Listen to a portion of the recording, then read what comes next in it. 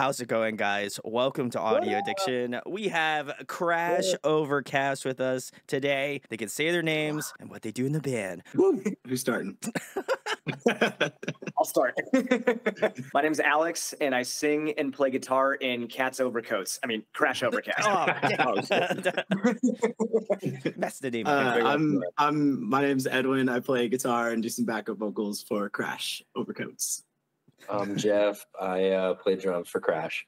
And I'm JD. I play bass and do some screams, backup vocals for Crash Overcast.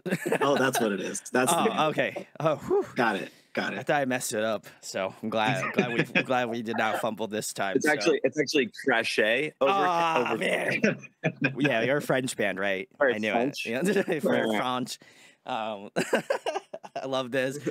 Shout outs to Edwin.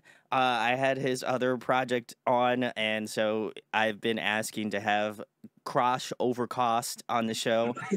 So it's time. It happened. You know, enough persistence works out here. But I went through a majority of your music catalog. I will leave a link in the description to go check out their YouTube channel. Go subscribe. I did that. So I think I'm 480. I don't know. I'll have to check. But listen, I'm below 500. That's sick. So if you want to be like the 500 subscriber, that'd be sick. Do it. 19 more people, 20 more people, do it up. So, but I wanted to know, since I don't know too much about your band history and I'm a huge band nerd, how did the group start out? How did, you guys form? Give me the origin story. I'm here all day. I got nothing to do. It's a Sunday, so spare no expense. Easy Sunday. Man, this origin story goes back many haircuts ago. Quite the, I guess we've been a band for quite a while. I was going to say, I don't think it was that many haircuts. It was kind of pretty much this length, to be honest. Shoot, well, we started the band in 2015. JD and I had met in 2015, and I had a couple songs written, and when we had connected, we started working on them.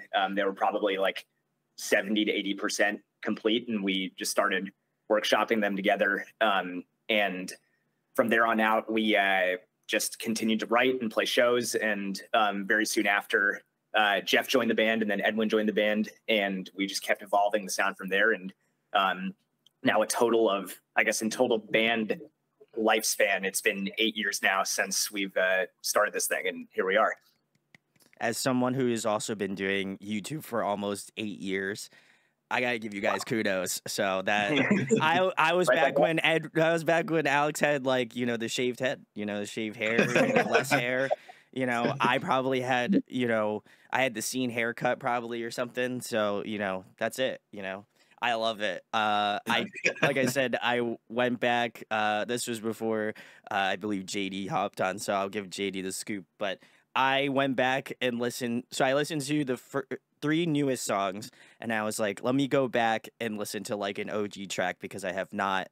I don't know if I'm gonna have time to go through all of the songs, but I want to get a good idea. So I went back and I listened to the classic "Shoulda Swiped Left," and I went, what is going on? What happened? There's a shift somewhere in this couple year gap. What happened? And I need to know. So I wanted to know, you guys got much heavier, I'd argue, in that space. So what was kind of the shift in the band to be hey, we want to kind of blur the lines between metalcore, post-hardcore, pop punk, easycore, that kind of umbrella of genre, where I was okay, they're doing stuff that's riffy, fun, aggressive, and then I listened to Shoulda Swiped Left, and I was this is the typical pop punk, everybody's jumping around, what I would expect from the pop punk genre. So what made you guys go in the heavier direction, I guess? I feel like JD has a good Okay, JD. Regression. Let's go. No, Let's go. Come on. Yeah, so if we harken back to what Alex was saying about when I joined the band, you know, he had like a collection of songs, and Shoulda Swiped Left was one of them. I think it had a different name at that point. They all had different names at different points. So we had all these songs, and you know, I thought they were great songs. But I had actually just left a metal band. I was playing lead guitar actually for a metal band. Couple months prior to meeting Alex, and that band had kind of fallen apart due to like creative differences. They wanted to go to this industrial like rock metal thing, and I was like, nah. I was like, I like more hardcore stuff. I don't want to, I didn't want to do what they were doing. So I was like, yeah, okay, we'll go ahead and split. So fair enough. You know, we kind of went our separate ways. They went on to continue doing their thing, and you know, I was like, oh, I'll start working on my own music, which was all very hardcore, heavy, very metal type of music. And then I came across Alex's post on Craigslist. You know, the good old Craigslist. He was like, what? Let's go. And he had this go to song the called scene. Adjustments. Yeah, he had this song called Adjustments that he sent me, which is on Spotify. Still one of my favorite songs that we have. But I was like, dude, this is a cool song. It's got a lot of words in it, but the bass line was really cool. It's got a lot of, you listen to that song, there's a lot of words in that chorus. Tell me how many times it takes you to memorize that whole The producer I worked with for that song was like, you need to cut this chorus down, dude. This is a mouthful. And I came in with like 3 different variations of it that were different, and ended up just going with the original because I was like, man, I don't know. Just if it's going to sound awkward, I'd rather I go down. I'm not going to compromise my art, you know? I got you. You stood your ground, Alex. You're like, I'm not going to waver. 4 months. I'm glad. I love it. I love it as it is.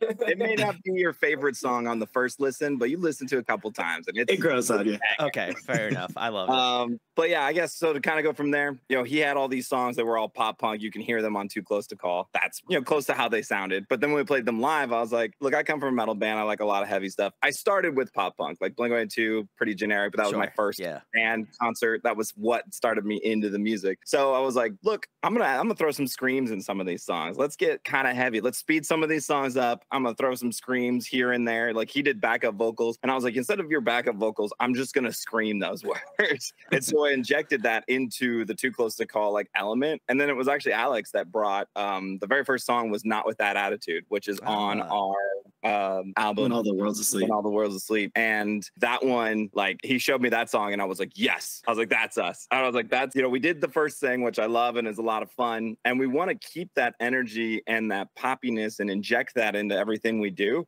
But we also wanted to kind of migrate into something different. And then with, Not With That Attitude and kind of Blood Rush quickly following from that, I was like, this is what, we're kind of progressing into us, because that first record, as great as it is, you can be like, this sounds a lot like this band or this band or this band. Whereas we're like, well, is it us or is it just like kind of what we did? And it was part of like a lot of Alex, like I said, because the band hasn't fully formed. So it was a lot of Alex and then with a little bit of the rest of us in it. But then we kind of grew up a little bit into When All the World's Asleep. And then, like I said, we added Jeff, who put a whole new dynamic on the drums for that record. And then actually, while we were recording that, right before we recorded it is when we added Edwin. So a lot of the songs had a lot of, they already had the foundation, but then we were able to add Edwin in to sprinkle his little magical right on the top.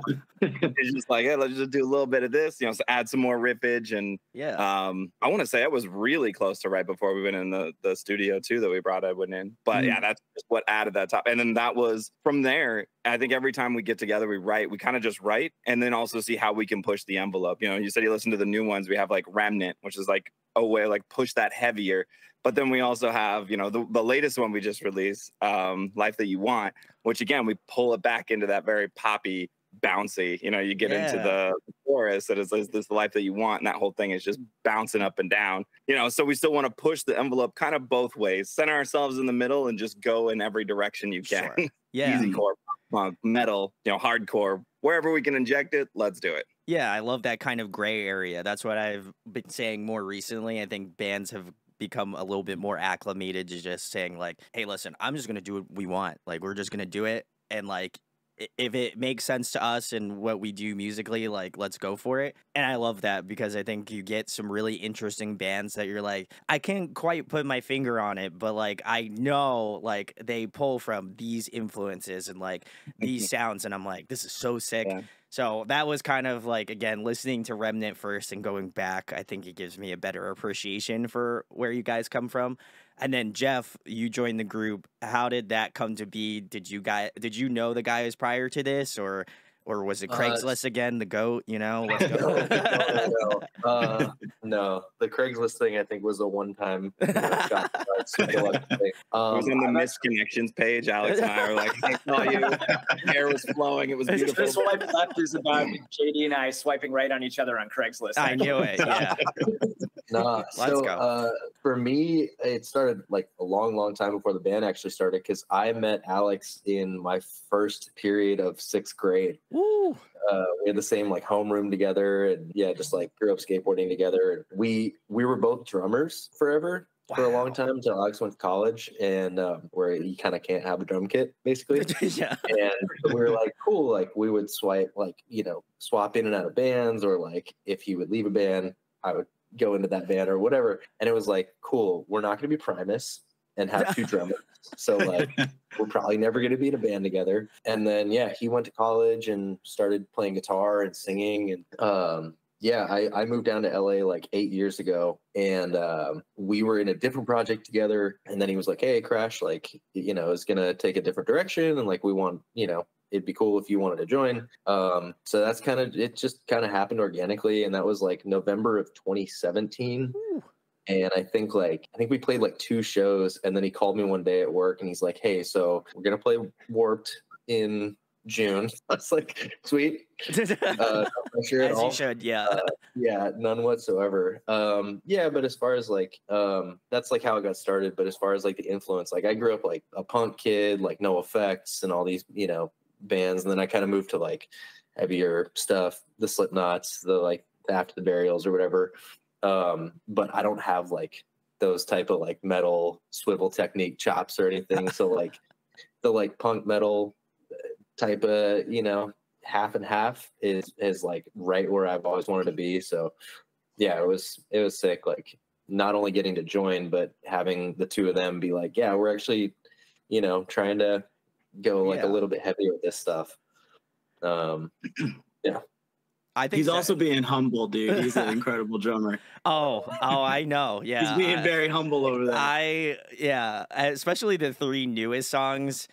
I had my like mouth wide open. I was just like, I'm like, what the fuck is going on? Like, this is actually crazy. So, and I kind of figured I was like, Jeff has to be like from a more technical background, or at least have like more like prog influence, because I'm like, there are some sections like drumming wise, especially Remnant, where I was like, wow, all right, this is crazy. Like this shouldn't realistically fit within the song, but just the way that you guys kind of just like forced it in there and was just like, stay, like you're gonna stay in here and we're doing it. Like it works out so well, because I was like, as I was listening through, I was like, I kept coming back to Remnant, and I was like, this is so sick. Like the way that they kind of traverse like pop punk, metalcore, post-hardcore, and you can kind of see like the shifts throughout the songs where like you're like, okay, this is where they're pulling from here. Okay, they go much heavier, so maybe they're like pulling from like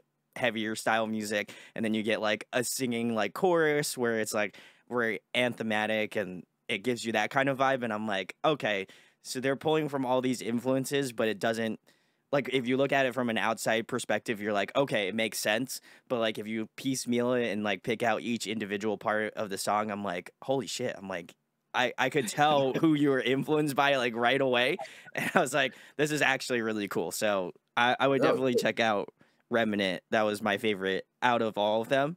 But I feel like everybody's going to say like, our new song's the best. We love this song. This is the best song we've ever written. And then like a month later, you're like, actually, this is the best song we've ever written. I lied. Totally taking that back.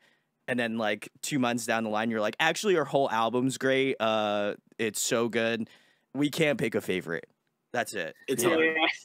The next time you listen to Sleepless Nights, that's the one that I always go back into the rehearsal space, because every time I listen to that and pay attention to the drums, I catch something different.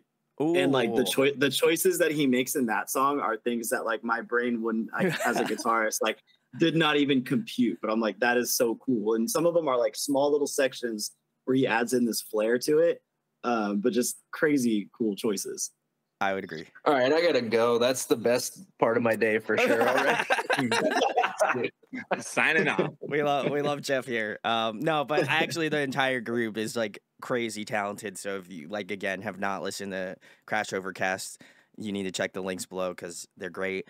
I think in terms of bands that I feel like I picked up on, and I don't know if I'm relatively close because again, you guys have this large umbrella of different genres that you tap into, but I feel like the first one felt, especially in terms of like Alex's vocal tone, reminds me a lot of Shane Told from Silverstein, which is like one of my all-time favorites. I love Silverstein. But I feel like he kind of evokes that sort of like Shane Told, like clean style, which is great. You don't get too many of those, so I feel like to me, at least I would take that as a massive compliment. And then in terms of like more of the easy core side, I feel like you guys pull from like a 4 Year Strong, like a little bit heavier, but like still like those bouncy riffs that you know and love. So big 4 Year Strong fan as well. And then the last one where I feel like I would argue you guys are most closely similar to is like a Capstan. I feel like you guys have like the technical aspect of everything, especially drumming, guitar wise, the screaming. I feel like that all is encapsulated in that thing. So like, if Capstan, if you're watching this, which I know you've been on the show before, if you want to like take Crash Overcast on the show, We're down. if you want to like take them out to go on tour, like I'm just saying, like they'd be a great fit, so I'm just saying, guys, if you watch this, like, you should take them out on tour, All right, clip that out. Put that up. Put that up. Just that section. We'll get the crowd nice and warmed up for you guys. Yeah. There you go. Those three bands that you mentioned are like on my top favorite bands for sure. Okay. So I love all those bands. Am I relatively close, guys? What was the consensus? 100%. Yeah, 100%. Okay. 4 Year Strong especially is one that I guess we've like, when people have asked like, what do you guys like, what would you put yourselves forth as? It's like what you identify like. We usually say 4 Year Strong, a day to remember type of thing, because that kind of encapsulates like the heavier side of things, also with like a melodic sensibility in there too. We love 4 Year Strong. Just like the way those guys riff and sing at the same time is insane. The drums are insane. Like everything about that band is just nuts, and they're still, making crazier music than ever. Definitely appreciate the Silverstein comment. I mean, Shane is like such an insane vocalist. That guy I just appreciate his longevity in terms of his vocals. He's been doing it for so long, and he sings and screams, which like I can't do. I have no idea how he like preserves his voice that way, but he still just hits crazy notes. So yeah, I feel like Silverstein's one that we get compared to quite a bit with the whole heavy side and melodic side too. I'm hoping Capstan moves up the tier list for like fans that check you out, because again, I'm not. You can clip this if you want, but I swear, like if you guys don't, if Capstan does not take you out on tour, I will be very upset. As a longtime Capstan fan, I think I would feel like it's an injustice, So you heard it here, Capstan. I'm just saying, you guys have been on the show, so Edwin did a Wax Poetic cover. I did do a Wax Poetic cover. So yeah. There you go. So they're OGs, they're fans, JD showed me Capstan back in like, I think it was like 2016, right? It was way back. 2016, yeah. I ran into Capstan, or one of the guys in Capstan hit me up on like one of the pop punk Facebook groups back in 2016, because I was looking for songs for a playlist, for the pop punk fitness playlist, because I like to work out, and so I made this massive playlist called Pop Punk Fitness, and I wouldn't categorize them as pop punk, but they hit me up, and I was like, holy crap, dude, like this record, Cultural Divide, is so amazing. I was like, I'm putting 2 songs on there. Like every band, I was like, I only got 1 song. I was like, you get 2. It's an EP too, which only has like 6 songs, but I was like, there are 2 songs. I was like, honestly, I can't like figure out which one I would want to put on here. So I was like, I'm just going to put them both because they're incredible. Amazing. And like and then they kind of blew up from there for me, because I was like, it kind of reminds me of the first time I heard Ice Nine Kills, because the very first record by Ice Nine Kills, The Burning, when I heard it, I was like, this encapsulates everything I could imagine a band that I'd want to be in. Like they have a lot of like really cool riffiness, and I actually revisited that album recently, but like they get a lot of riffiness, they get really calm and kind of poppy and bouncy, and then it just gets heavy and chaotic and it goes all over the place. And that was a while back they released The Burning. So, and then hearing Cultural Divide, I was like, it kind of harkened me back to that. And I was like, that's really cool. And that record is just unbelievable even to this day. And then they keep putting out stuff, and their slow stuff is amazing. That's one of the things I absolutely love too, is the ability to create like a slow song like they do with so much like still movement. Because I feel like a lot of times when bands do slow songs, they can get a little boring or stale. Sure, yeah. Especially if you're mostly an energetic, upbeat band, and then you're just like, okay, cool, it's an acoustic guitar and a guy singing. Like, that could be fun, but like they have such a unique like way of approaching that, and they've been doing it really well for a while now. So it's I would absolutely just die just to play with those dudes. It'd be amazing. Guys, you heard it here first. I'm just Maybe saying. just one show. Come on, let's do it. He'll die after the tour, though. He will not die before. Not before the tour. Not before, after, yeah. Immediately after. You guys take the end tour photo at the end, and then JD's just like, all right, I'm good. It's gone. Yeah. But seriously, I definitely recommend checking these guys out. If you enjoy any three of those bands, you're gonna love this. But for new fans who have not heard of Crash Overcast, what song would you recommend to a new listener to check out first to give them an idea of your sound? I feel like all four of us might have a different answer too. I love that. Give me it. It's great. Is this like if we know the person? Because a lot of times I'll cater to what I know the person listens to. Ooh, that's interesting. I've never been asked that. And the main reason I would say unknown, only for the sheer fact that if they click on this video and they don't know you at all, what would they think? Yeah, because like we talked about before, we encompass so much under one umbrella that a lot of times, I'll gear towards certain songs depending on what that person goes for. Why don't you guys give me, like, if you know them, give me one that you feel like you would tailor it to, and then give me one that like is just kind of like the all-encompassing, like we can kind of cater to a larger audience. To me, it's Sleepless Nights, I think, out of the newer songs especially. That song to me feels like an intro to everything. It feels like an intro to our live set. It feels like an intro to an album. It feels like an intro to who we are as a band at this current point in time, and kind of has like the full Crash umbrella wrapped into one track. And it feels very like it guides the listener through like what these four individuals are about with their collective influences. It has the melodic, it has one of our heavier breakdowns at the end of that song, super, super technical drumming. It has riffs. It has screams. The whole second verse is all screams. So I feel like that song would be like, if you want like an abstract, like a thesis statement for our band, that's our new stuff. To me, that feels like a good intro to Crash. I usually go with 5 Revolutions most of the time, because I don't want to hit them too hard with the screams and the heaviness. But it is a really fun, energetic song. It doesn't really get heavy, but it's I want to say the heavier side of pop punk, because it does go hard. It feels more like a punk rock song almost. Sure. But with Alex's melodic vocals, there's a small like scream part in there, but it's it's really just a fun song that and. Again, that kind of goes back to when I kind of cater things to people, because I know if they're not super into screaming, there is one small screaming part in there, but like you can kind of overlook it if you don't like screaming. Yeah. Because it's just a fun song all the way through.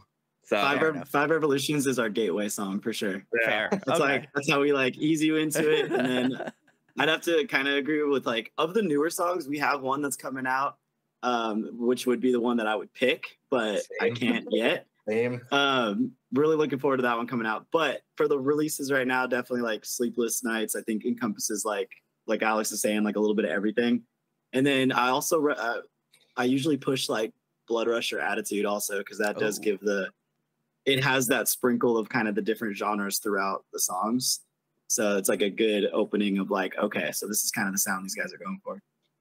Yeah, I tend to agree with Edwin. Like we have one coming out that's like, a little more genre bending, but also like still very much us. And I'd say like it hits a couple more genres where people would probably be like, that's unexpected. I'll leave it at that. But yeah, I'd probably have to go with like JD and Alex. Like 5 Rev, I think, is a really good like showcase of sort of like you know, we had just gotten Edwin in the band and like rounded everything out. And that song just kind of like punches you in the face the whole time. In the best way. Yeah. And then for like newer stuff, like I sort of, and you guys can tell me if I'm wrong here, but I feel like Sleepless is almost like 5 Rev Part 2, where it's like I 100% agree. Yeah. very, you know, like it's got like all the elements of like, you know, singing, screaming, lots of drums, really good leads on guitar. So like it's just like, yeah, it's like 5 Rev, 10 Rev 2.0. 10 Rev 2.0. I agree, dude. That's awesome. Well, I want to ask, because obviously you guys did mention it, you do have a new album that you guys are currently working on, and I don't know when it's going to be coming out, but I am very excited to give it a listen. In terms of the singles, like Remnant, Sleepless Nights, I think Raven, I guess, would be maybe in consideration. Are those songs going to be on this new album, or are they just kind of like individual like singles to be like, hey, so we're working on some new stuff, you know, the typical band trope, big things coming kind of thing, you know? Like, we wanted to give you a little bit so you don't feel like there's nothing coming out, but can you relay of whether or not those are going to be on the album or not? So pretty much, Raven's actually an older song. That was Okay. one, I think that was a JD and Alex song, if I'm not mistaken. It was an acoustic song. Yeah. Yeah, and so I'm too close to call, actually. As an Yeah. acoustic Oh, song. okay. Yeah. So we Yeah. decided to like get under the hood and make it into a full band jam, and like Okay. basically Edwin and Jeff like overhauled everything with the lead guitar and the drums with that, and we basically transformed into this like mutant Raven song Yeah. that it is now. That was also like our test for like writing remote, because we did that in I think Oh, late wow. 2020 or early Yeah. 2021. So it's like everybody. I mean, I did part of it from Texas, and you know, we were all like, we just kind of tested out like, hey, can we do this? And you know, be away from each other and still put something out. Yeah, because the like all the lockdown stuff happened like right after we released When All the World's Asleep. Ironically enough, for the title too. Wow. Yeah. With Yikes. Blood Rush coming out, which is about With the end Blood of the Rush. world. It's so funny. It's so funny for that album too, is because that album comes out like the day Blood Rush music video came out is like the day lockdown happened, and people like asked us like, "Oh, is this song about like this?" And we're like, "No, like these were written like a year Yes, ago." Like, we did We played that song on Book Tour in 2018. 3 days. Like, yeah. so long ago. So it was odd timing, but so Raven was an older one. As far as these new songs, so we have so Sleepless, Remnant, and then Life That You Want. We work with Paul Miner. He did the When All the World's Asleep album with us, so we went back for him for this like next collection of songs. And the route we're kind of going right now is like do the whole writing process, like keep writing as much as we can, and then just keep like releasing something over time, and then building that collection over time. So like this collection is still basically growing. So we have a couple more songs to come out for it. Yeah, we all like kind of grew up, you know, in that age of like the full length album, and you know, you see that kind of transition into like singles, and people put something out every 2 months, and it's just singles after singles, and we figured we'd kind of like try our hand at that. But we always like pay really close attention to like song order and how things transition into the next thing, and like the movement of the whole album. Sure. And we kind of agreed like, hey, if like we're gonna try the singles model, let's at least like put them into a collection with a particular order, and you know, all that kind of stuff. And then, you know, you see bands like Avenged Sevenfold just like keep adding songs to a record. They release like 13, and over the next 2 years the album ends up as like 22 songs. Yeah. So I'm not saying we're going to put out Challenge accepted. Challenge accepted. Yeah, we'll see where it goes. Yeah, it's like when TV shows used to have like a new episode every week instead of just dropping the whole season in one day.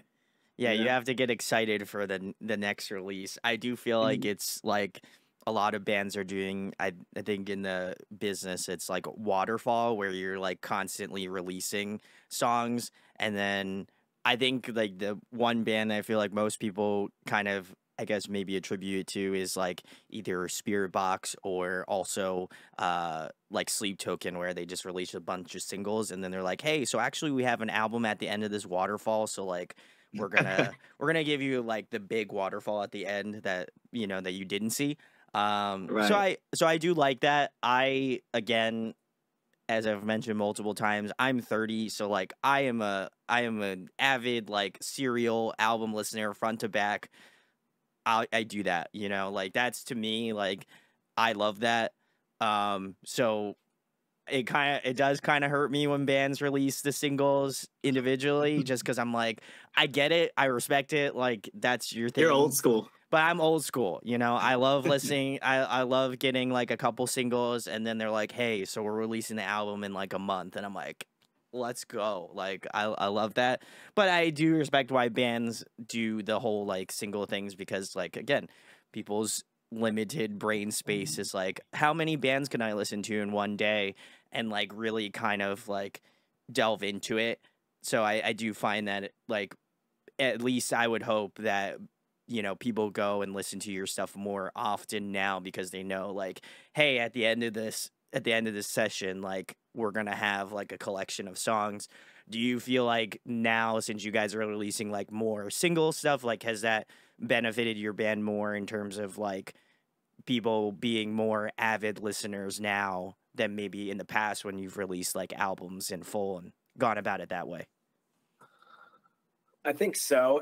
I think that it's been easier for us to be able to like be like a miniature like media machine around it, like because we're, I guess, kind of, I don't know, we've been also taking on like the whole transition of becoming like a short form video, like production. Oh, I know. Yeah. Like Jeff was a professional video editor, and so like we're super lucky that we have him in the band to be able to like put together content and whatnot, and like we're always trying to make like fun or interesting or entertaining videos around our songs, and so it's been a lot easier, I guess, to be able to make videos per song rather than trying to make videos around a collection to try and like, I guess, market it in a certain way that is palatable. Like you said, the attention span thing, it's very easy for us to be able to be like, hey, at the individual song level, like what is this song about? What type of listener are we looking for in terms of like the umbrella of like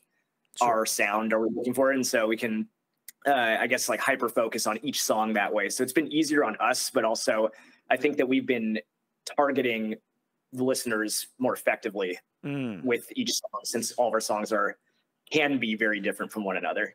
Yeah, you got to be a little bit more selective with your approach. But I think it's been great because I have gone through and like checked out some of like the YouTube shorts and like TikToks and stuff, and I'm like, I could see like if I was like a new fan of music, like it would be cool to see that sort of stuff show up on like my timeline or like Instagram or whatever, and be like, oh, I've never heard of this band, this is sick.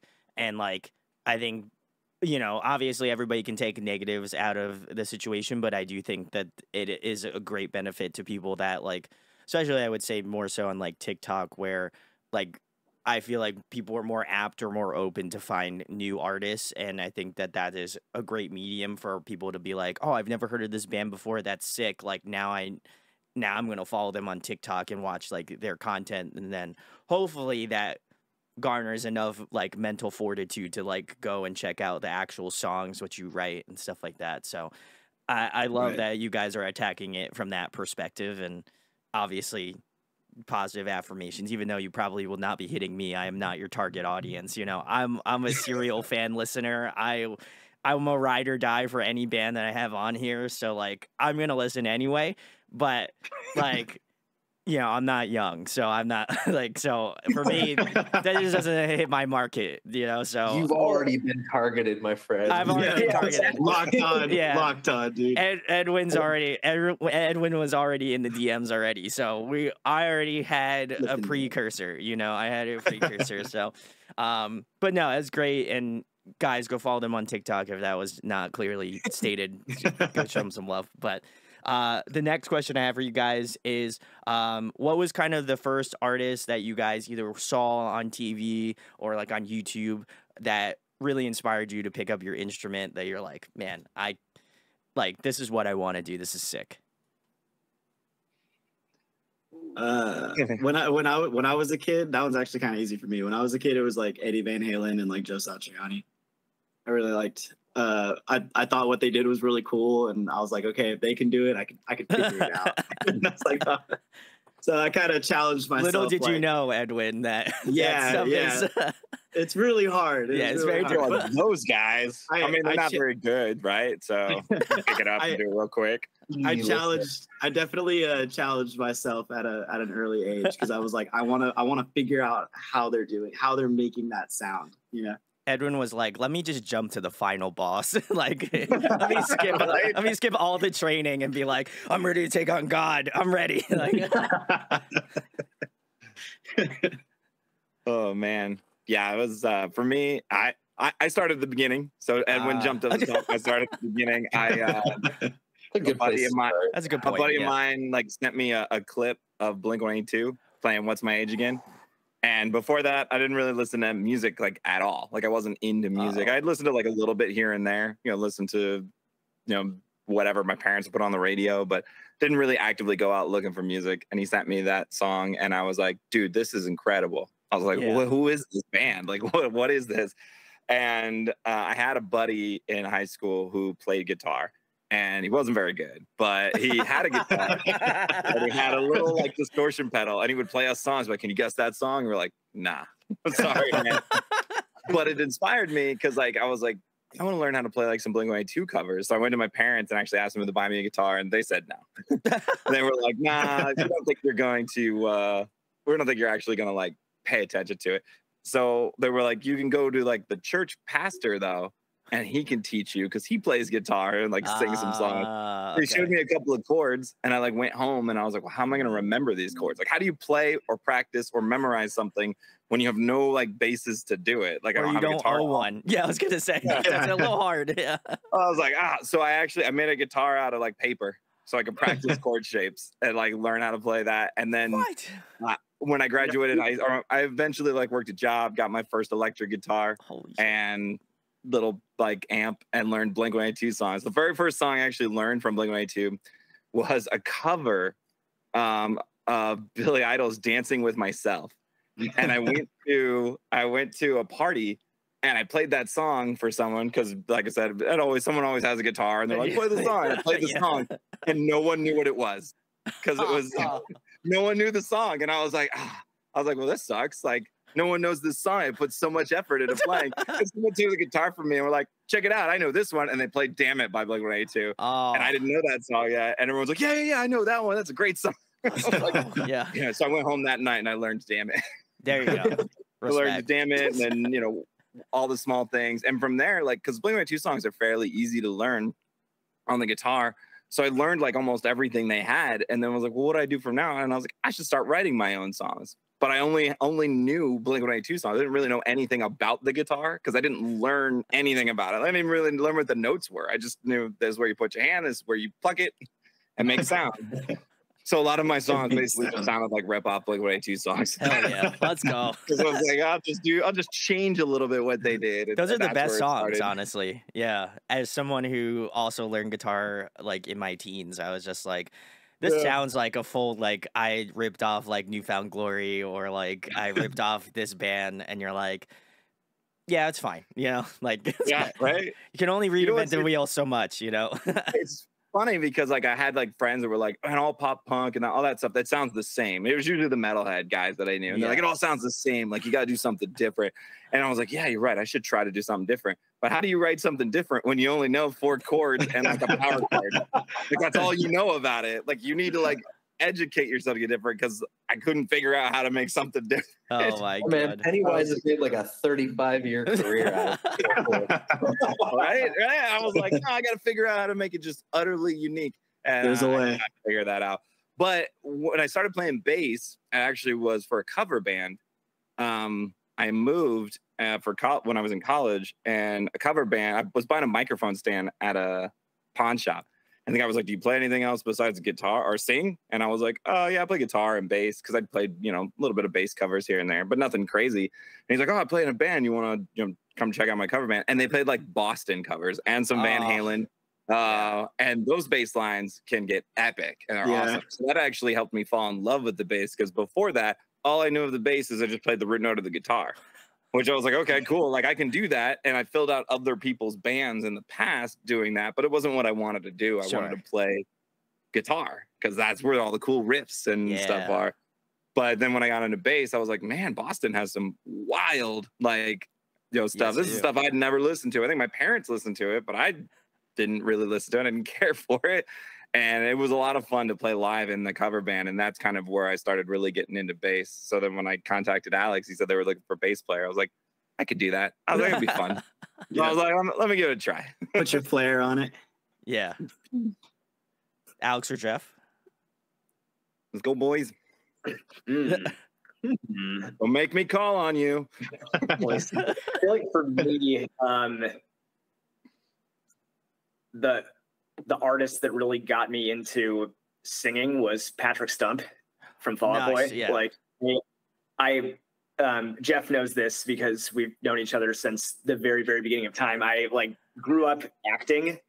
I moved to LA to pursue acting. I did musical theater as a kid. Okay. Yeah. Which is, it was a different time for sure. But that's where my background for singing came from originally. And it was, a totally different style than punk rock for sure. But I had this love of all of the Warped Tour scene ever since, we were in 4th or 5th grade at that point, up until, present day. And so I would go into my bathroom growing up, when I brushed my teeth, and I would pretend to be Fall Out Boy, and I would lip sync Fall Out Boy to the, with the toothbrush and stuff like that. And I was, and Jeff said, I grew up playing drums. And so it felt like total imposter syndrome. I do not belong singing in a band at all. Songwriting was not even a thought at that point. It was I just don't I that would be really cool. I feel like I gravitate towards that, but I could never, ever do that. And so then, in college, picked up acoustic guitar and wrote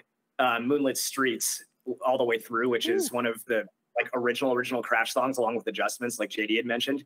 And I showed a friend Moonlit Streets, I don't know, it was back when I first moved to LA about 11 years ago or so. And he was like, hey man, don't take this as an disrespect, but you should stop acting and do this instead. Not because you're a bad actress, I was, but you should actually, do pursue the songwriting stuff. He was merely because I can see that you light up when you do this, whether or not you're wherever you feel like you're most comfortable doing, do that. But this is where I see you really have a passion for it. And my passion for acting was totally dropping off a cliff at that point. And also just didn't feel like I was really progressing with it, and just, I don't know, it was stiff competition, just trying to even get work doing that. So I was like, cool, let me, I guess, lean into the imposter syndrome and try and pursue songwriting with my voice being the, I guess, lead vocal in that project. And I always kind of look back to Patrick Stump in that respect, in how he carries his delivery and just his technical ability and his range and stuff. And I always identified with that. He seems to have this theatrical, almost a voice that you could see on stage in a musical, but it's applied to the punk rock setting. And to me, that connected my I guess only vocal ability at the time to this type of music. And so that kind of got me into wanting to write more and sing in that way. So Patrick Stump, definitely a hero for sure. Oh yeah, that was something I picked up on as well. I was he's kind of got that theatrical, again, this is prior to me hearing about this. I was he has to be, I feel some vocalists have to come from that theater background. You can tell there's an inherent vocal quality that I feel theater kids have, that especially if they join more of an alternative style of music, that you're okay, that makes sense. Now it's it aligns my thoughts in my head, where I'm okay, that I get it now. So now it makes sense. Now it makes sense. But Jeff, what about you? For me, I started the typical pencils hitting pots and pans type of thing when I was 3 and 4. And then I actually had a neighbor down the street that was a drummer. Their dad was a drummer, and I got a 311 tape from him. Oh, sick.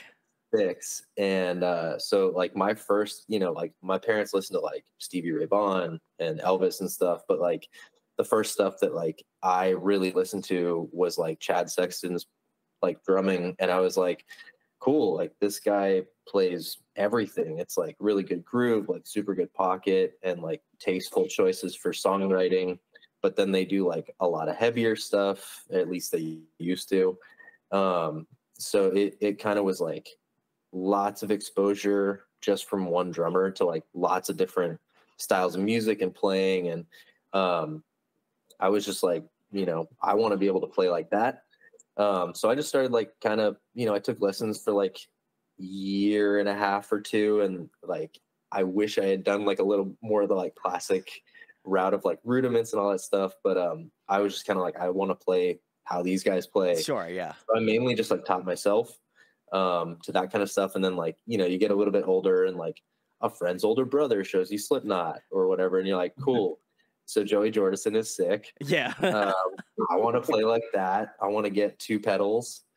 So yeah, and like, you know, hearing drummers like Joey Jordison, you know, Smelly from No Effects, and like the Chris Adlers of like Lamb of God when he was in Lamb of God, and then like the classic like Mike Portnoy, Jimmy Sullivan, where you're like, man, this is like metal or punk, but like they do all these different like samba grooves or off time stuff or polyrhythms. Like I would love to even just like touch a little bit of that. So yeah, I just like, you know, self-taught, and I'm still trying to, you know, just touch like a little bit of like, cool, I geek out on drummers all the time. Yeah. If I can do like 10% of what they can do and like mix some of that into what we do, like I'll be perfectly happy, you know. We're gonna get a jazz break in the next album. We're just gonna get like, hey man, a little jazz. Nothing's impossible. Don't ask for it if you don't want it. Yeah. We're gonna get like a little like, you know, we're gonna get some like I'd like some brush action, you know. Yeah. But yeah, I mean, yeah, you and like you look at bands a lot the last like 10 years that work that stuff in like pretty seamlessly, like Between the Buried and Me is really good. Richardson, he can play anything, or like the Matt Greiners of the world for ABR. These guys can do everything. So, you know, I think I've always just kind of wanted to like be able to play whatever these guys throw at me, and you know, hopefully use all the influences to be like a little bit of like a Swiss Army knife of sorts. I think you've accomplished that. I'd argue. I would say in terms of drumming, and again, I am not a drummer by any stretch, but listening through to, again, a lot of Crash's stuff, I was like, this drumming is super impressive from like a non like drum head. So I feel like for people that are technically or like more technical drum styles, like I think you're gonna like it. That's, again, coming from a guitar player, so that may be at a lesser value, but you know, I'm just saying. Thank you. These I'm nothing without these guys, because they all have like you know, a lot of influence on like what I play, and they come with like full song structures, and you know, I think JD tends to hit me with like the tougher stuff where he's like, oh, wouldn't this be funny? I'm like, oh, it works so well now, I gotta figure it out. So yeah, it's really helpful to have just like not, you know, only riffs or only a vocal, something to have like, you know, all these guys have full songs, you know, sort of in mind the way they want them. You know, that helps a lot. I would agree. Also, like the interplay between all of you collectively, I think is very tight. Like there's something about specifically just, again, going through the entire like Crash Overcast like lineup in terms of songs. There was just really interesting way that you guys kind of, again, write more intently, where I think that some bands, especially I'd argue at like your level, are like, okay, like we can write some really technical songs and we can write really well put together songs, but I think you guys take it even like a step above that and go like, okay, we can write a really technical fun song, but like how can we push the envelope just a little bit more? I know JD did mention it earlier, but I do find that like every song that I've listened to from you guys have been like, how far can they push the like envelope and be like, okay, like we're gonna do this and people are not gonna expect it, and then it's gonna be tight, and like we're so excited for the next song to release, because then they're gonna be scratching their heads being like, okay, we're here now. Are they gonna push it up to the next like stage next after that? So I love that because I think it, at least for me as someone who listens to a lot of music, I always like am so shocked by how groups kind of again try to be like, okay, so we one-upped ourselves on the last song. How are we gonna take it to the next level? And I think you guys are the most accurate representation of like, yes, we're gonna do every genre. We're gonna hit you with every genre we possibly can that makes sense. So I love that. So That's We part of our might get some that philosophy. don't make sense. Yeah, even if it doesn't make sense. Just wait. A lot of the stuff that we write too, like we also do it because we're like, this is just fun to play. Like it's personally fun to play, and we enjoy playing them live, and even just in the studio space. I just thought they're a blast. I'm just expecting Jeff to have some like a blast beat section in the next song. You know, I'm fully ready for him to just go. There's like a 2-second blast in Blood Rush. I don't know if we'll ever touch it again. We may never touch it again. I program drums because I can't play drums at all, not even the slightest. So I program them. I'm always interested to see how fast those feet can move. I feel like JD's like writing the songs out, and he's just like, I'm gonna put these as close as possible together. Let me see if I can really like. Yeah. Let me see if I can send this over to Jeff, and then Jeff's just like, fuck. The new update added 128th notes, so Yeah. I think we can add a couple of those in. JD throws them blast beats. I throw them like a bunch of triplets like paired together. You took the thought out of my head, man. On the 2020 album, When All the World's Asleep, like it was a lot of like crazy fills that they were like, you should just learn these. You should just learn these. just do that. And I'm like, yeah, sure. You're And like, then, oh yeah, sure. I don't have anything to do with my life, you know. Yes. I'll just tear my hair out about it. Yeah, and then like with this collection of songs, it just seemed like all three of them were like triplets. We know you can do it. That's It's why just we know you can do it. Yeah, triplets. It should be the Because once he learns it, then it's like, okay, what do we do next? We already A little did that farther. one. Yeah, let's push We a already little. got there. It's I just feel like the like- genre thing. Okay, you know? wait. To tie this around, it's not all just to the drums too, because even when we were doing like recordings in the studio, there'll be like a section where we're like, okay, we need some kind of lead here, some kind of like lead guitar thing going on. And like I'll be kind of playing around thinking of ideas, and then Jeff will be like, I have an idea, and he'll like mouth the guitar notes to me, like a guitar solo. And then I'll listen to it and kind of translate that into like a guitar solo, and it works out really, really well too. But he's like, yeah, just do this. And I'm like, See, but that's the thing. Like everybody's like, okay, sure, and then Edwin sits there for like, honestly, no more than like 3 or 4 minutes. And he's like, okay, it is he goes into like full Zen mode, everything. yeah. Easy. He's like the Doctor Strange moment. He's like, you know, instead Edwin's and head just he's like whipping floating, around, too. and he's like, I only found one option, and this is the option that we're gonna use. This- And he's like, and then it's just like, Yeah, and then Jeff's like, the whole "Oh my multiverse God." breaks. Yeah. I love that. I did see that Alex was trying to say something. So Alex, what were you trying to get at? Oh, I was just gonna mention like to what Jeff had said about When All the World's Asleep with fills. I remember there was one specific fill that I can call out that JD you had wrote in To Pull Down to Refresh that like doesn't like I forget. Jeff said it perfectly. When Jeff got the stem of the drums from JD that JD had programmed, it was like there was physically too many notes for 4 limbs. Like it didn't like it physically almost impossible. But Jeff still was like, all right, I'm going to re-engineer like which hand this starts with, and then I'm going to like, you know, you basically like took a physically possible fill and like note for note was able to play it. We were all like, I don't know how you did that. That's crazy. Dude, JD writes drum parts for Goro from Mortal Kombat. But they just sound so cool. They are always like appropriate for the part too. I'm like, oh, And then Jeff's like, I have to do this. I have. That's why I play bass, because I just make everybody else's lives harder. and then I just play the root note. I'm like, what note are you playing? Okay, cool. Oh, got it. Five. Do. All right, my part's done. Good job, guys.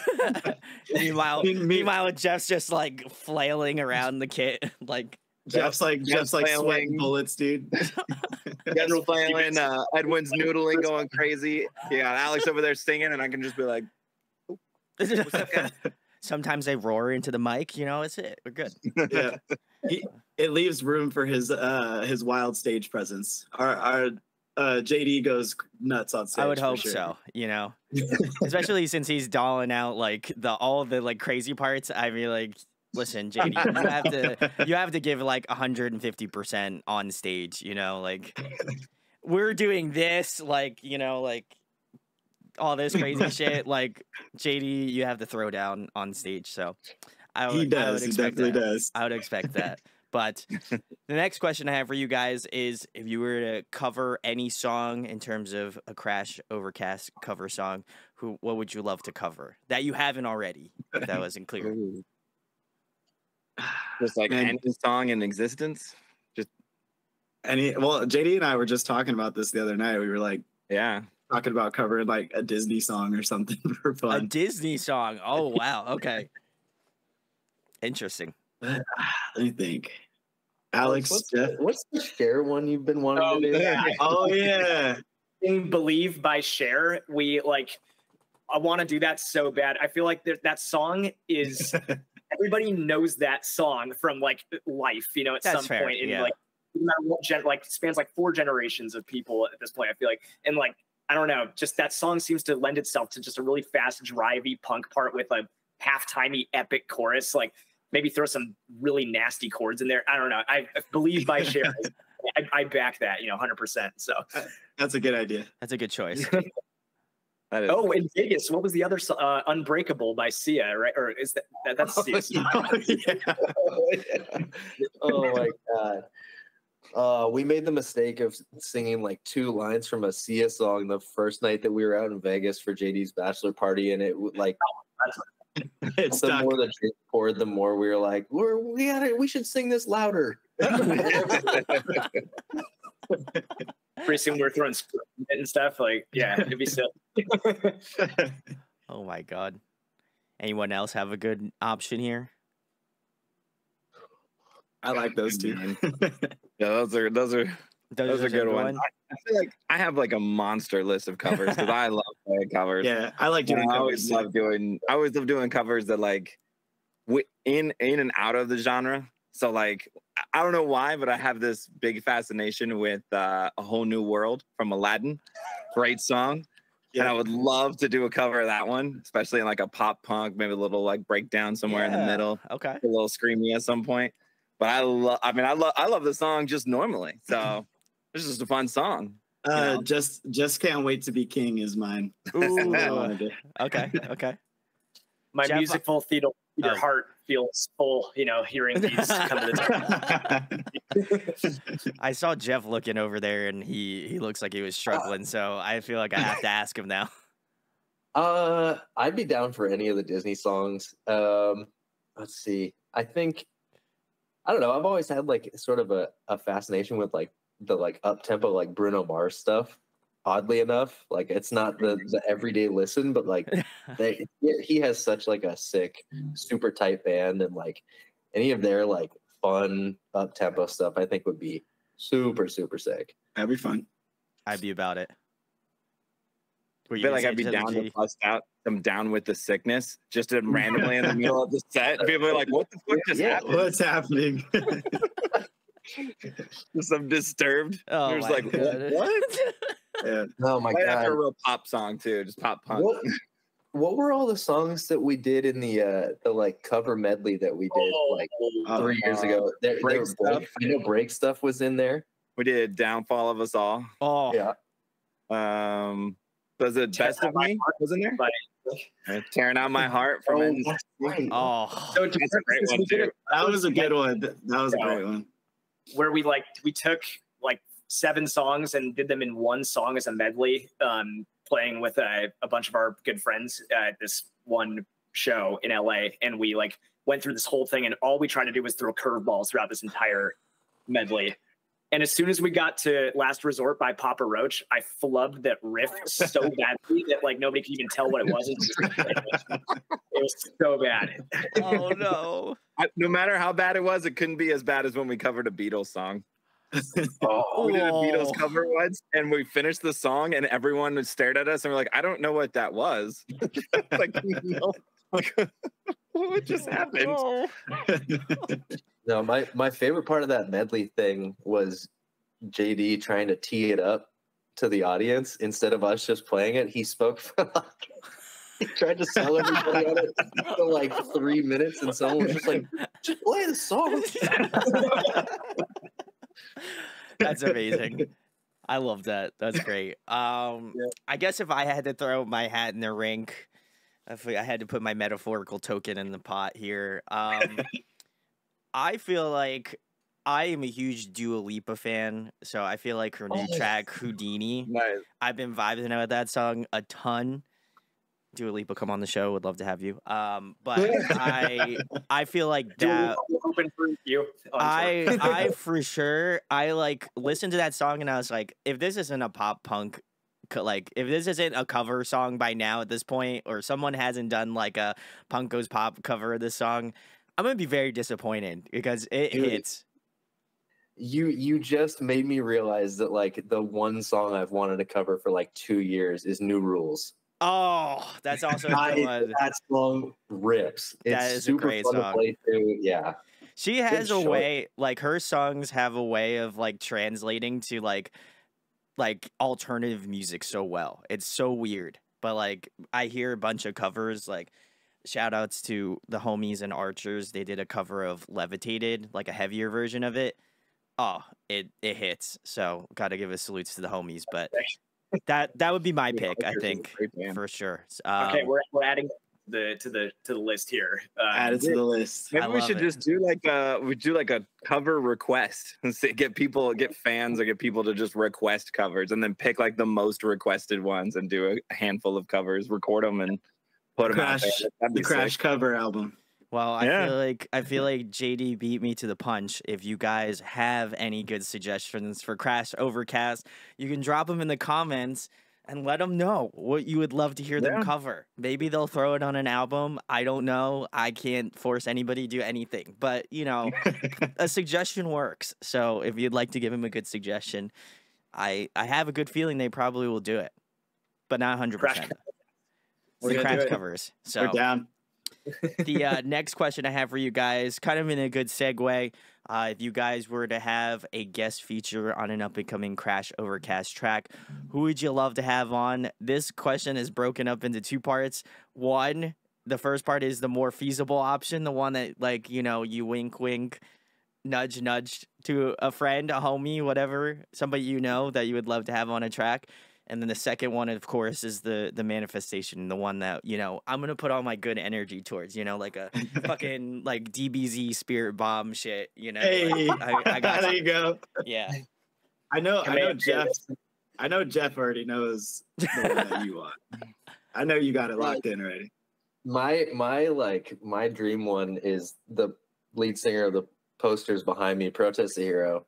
Like these guys heard me talk their ears off about it, but like that's my favorite band forever. Fair enough. And yeah, I think Roddy Walker would be insane. I think his and Alex's vocals like trading off, his screams with JD's screams trading off would be dream come true.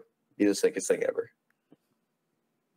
Roddy Walker. That's the realistic one, right? And what's your more It's feasible one, realistic. Jeff? Ooh,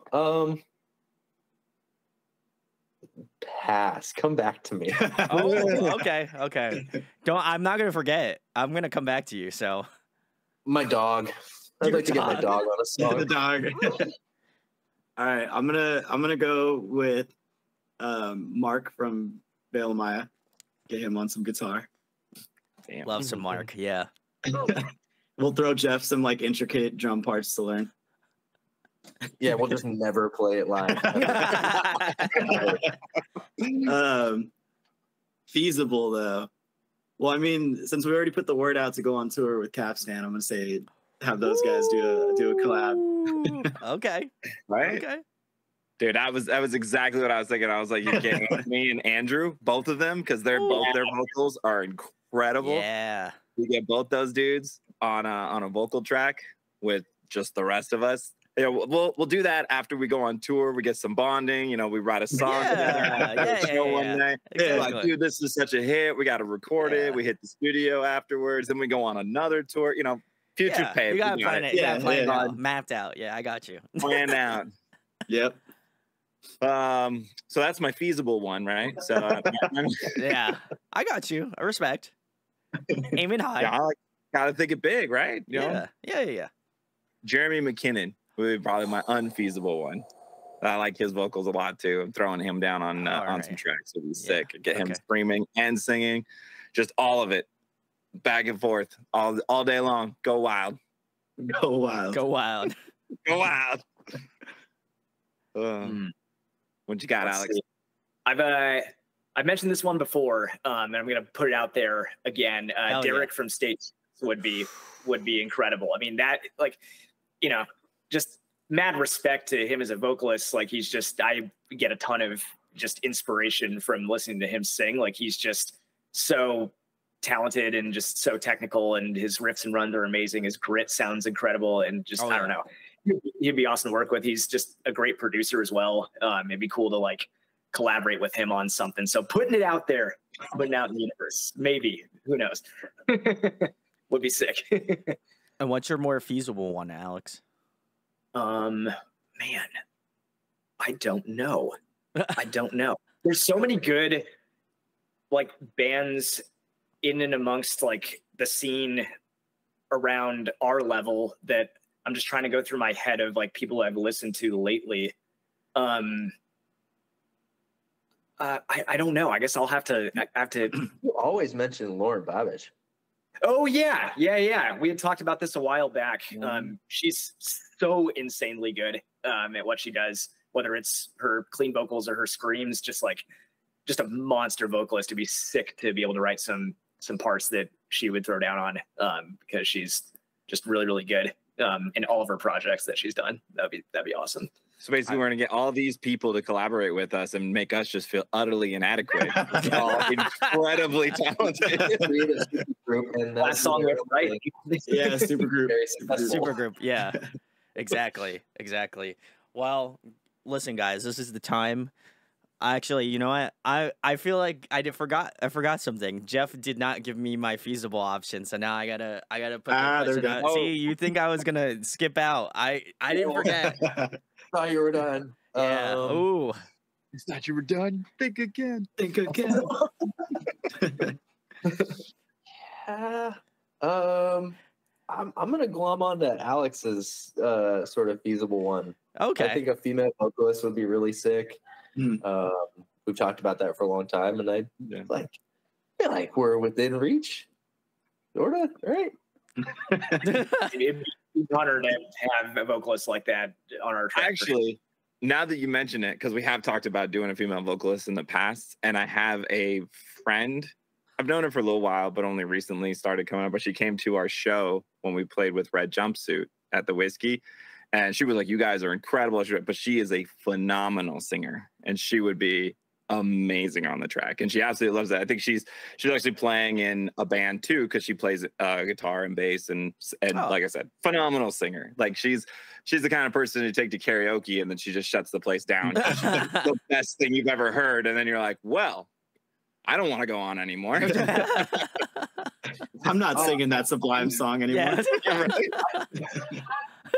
I actually do have an answer, and it's sort of an odd, like, roundabout way, but like it's something that we've already had, which is our producer. Like Paul Miner is like, I grew up a huge Death by Stereo fan from like middle school on, and when we were looking for producers for our full length, we came across his stuff, and he's got obviously like this insane discography of stuff he's worked on, and it was like, yeah, sure, like email him, he'll totally work with us. And then he said he would, and it's just been a great relationship. So to like, I mean, he he's done like obviously our producing and stuff, but like he's done guest vocals and come up with great harmonies.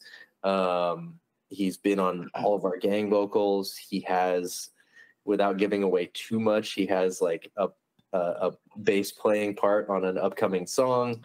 Yep. So that's been like what I thought was unfeasible and very much feasible. So yeah.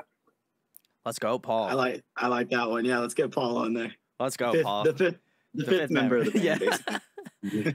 I love that. And JD, you want to give a shout out to the infamous vocalist that you did not name? Yeah, her name is Simone.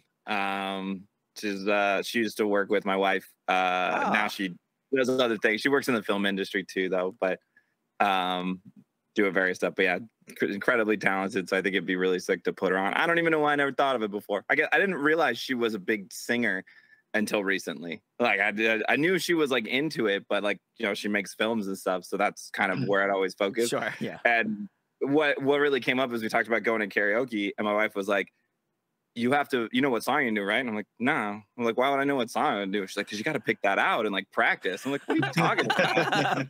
Go to the karaoke bar, grab a few drinks, and point at one in the book. She's like, no, this is serious. Yeah, she's serious really business. You need to be good. You're like too. in a band, JD. Take this seriously, you know? Right? She's like, it's got to be important. It's got to be good. Oh, and so I was talking to her husband, and he was like, yeah, she's phenomenal. So he's like, even I'm practicing. Like, okay, apparently I'm the only one I'm going to practice. She's like, karaoke. Yeah, I'm just going to wing it. You know, I'm in a band, so I'm just going to, you know, I'm just going to do my shit. You know? Just going to do it. That's usually what I do. I'm just like, yeah, let's just go wing it.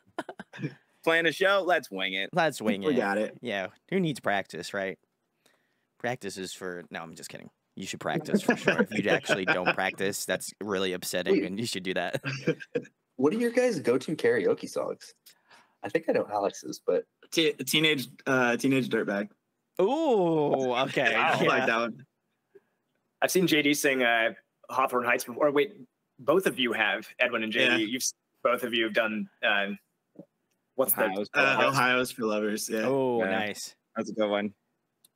I have like a little mini karaoke horror story. There was one of our friends had this birthday in Culver City at this bar in LA. That's a big karaoke bar. It's just like this hole in the wall that's all about the karaoke. Oh, sick. And we go there. We'd all like, you know, had a few drinks beforehand or whatnot. And the place was packed out, like the most I've ever seen. It was like a ton of people wall to wall. And I was like, oh, I'm, you know, feeling myself. I'm going to sing something. Yeah.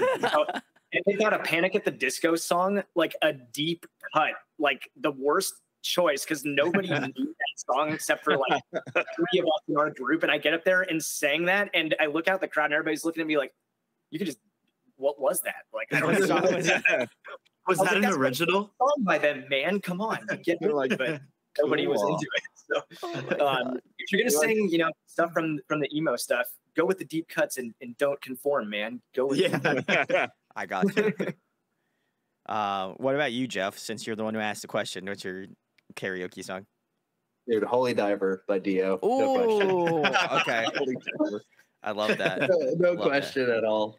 That was a good one. I mean, I've seen Alex like rock Dear Maria in front of a huge crowd of people. Okay. Like live band karaoke. Live band karaoke is where it's at. That's so much fun. I haven't done it in quite a bit, so I might have to take a cue out of Jeff's book and go do it. But I don't know. I don't know what I would do, honestly. I feel like I went to an emo night last night, and I don't want to dog shit on our emo DJ, but he played like a ton of Hot Mulligan. Which, listen, I love Hot Mulligan. Don't get me wrong, but once you get to the 5th Hot Mulligan song, it's like, okay, man, like, we get it. You love that band, all right? Like, it's chill. Like, I love them too, but, you know, you can't forget, like, some of the classic songs which you neglected to play. So I was a little upset. Yeah. So we were driving back home. I was driving everyone back home, and so listening to Hot Mulligan. We were not listening to Hot Mulligan. That was not on the queue. But I did go back, and I forgot how much I love Ghost of You by My Chemical Romance. I feel like that is such an undercut song that I feel like not a lot of people really talk about. Obviously, I know they did a music video for it, but I feel like if I was to do a song live, I feel like I'd love to do that one. or like anything off of Rise or Die Trying from 4 Years Strong? Because Yes. I feel like I know that That's album. such a great album. feel like I know that album front to back, and that was when they did the 10-year for that. I went to go see it like I think 2 or 3 times in a row. So I had to get my fill in. That was sick. But JD and I got the 10-year anniversary shirts from that, like with the album part of it, with the like with the octopus wizard and the Dude, shark, that's my like, favorite. That's one of my favorite album arts, and that's also my favorite record by them by far. It is great. That record is incredible. I don't know. I feel like I go through phases with that. I love all of their albums, to be fair, but the one album that I feel like gets shit on the most is In Every Way, Shape, or Form, and I love that album now. I used to hate it like early on. I was like, this is a 4 Year Strong. They don't do rock music. What's going on? And now I listen to it and I'm like, this is an underrated 4 Year Strong album. No one talks about that record, but that is a hot, contentious album that I love. So big salutes. I feel like A Day to Remember had that same kind of thing, like with Common Courtesy. Everyone was shit all over that record like crazy. I don't know. My favorite song they've ever done on it, which Sometimes You're the Hammer, Sometimes You're the Nail. Oh, yeah. That record. I mean, once that bridge hit, I was like, yeah, this is the best song I've ever heard by them. And it still is. But like that record gets a lot of crap from a lot of people hate on it. And I think it's an amazing record. I honestly I thought every record they released was amazing. So I was just a huge fan of them. So I didn't listen to the new stuff. So I feel like got a little softer. Okay. So that one was a little rough. That was the first one that I was like, this isn't as good as like the previous record. Fair enough. Has some good parts, has some good stuff, but I mean, even the one before it, like I know a lot of people, it kind of was a little back and forth, Bad Vibrations, but I was like, that's such a banging record. Like it's so good. Like I don't know why anyone would ever give any of the record shit, because everything they had done before was amazing. But yeah, they've definitely drastically changed things up recently, and I feel like a drastic change is not always the best thing. Like changes are always good, obviously. Like we've gone through changes. But massive, drastic changes can be a little shocking, right? Jolting. People are like, whoa, okay. Or if you're gonna do it early on, like you guys did, where you're like, hey, so we have a pop punk track, and then we're like, we actually like metal too, so we're gonna sprinkle. It's that like, by the way. Yeah, by the way. But yeah, no, I love that. The next question I have for you, I know Edwin was stoked when I asked this question the last time. I'm a huge nerd, so I love asking this question. If you guys could be a video game character, who would you be? Jeff's face. No, I'm gonna change my answer. Changing the answer. So like video game. He thought about it since the last time. Yeah, I have. You've been sitting on it. I think the last time you also asked like video game world. Yeah, character. Yeah. Well, character. kind of in the same. It's in the same echelon, you know. All right, let's all think. Hold on, video game characters. I mean, Alex had to turn his camera off to just like cry. He's gonna dress up as his favorite video game character. He's gonna come back in full get up.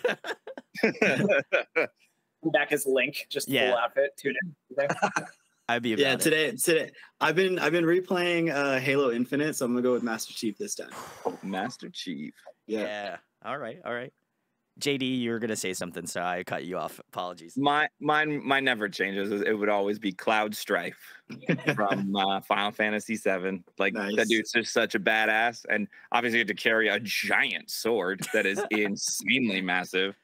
You know, I mean, being Sephiroth, the workout, like, man, that sword, right? He's trained his whole life for this. Swing it. You just have to get it up and then let it just fall on people.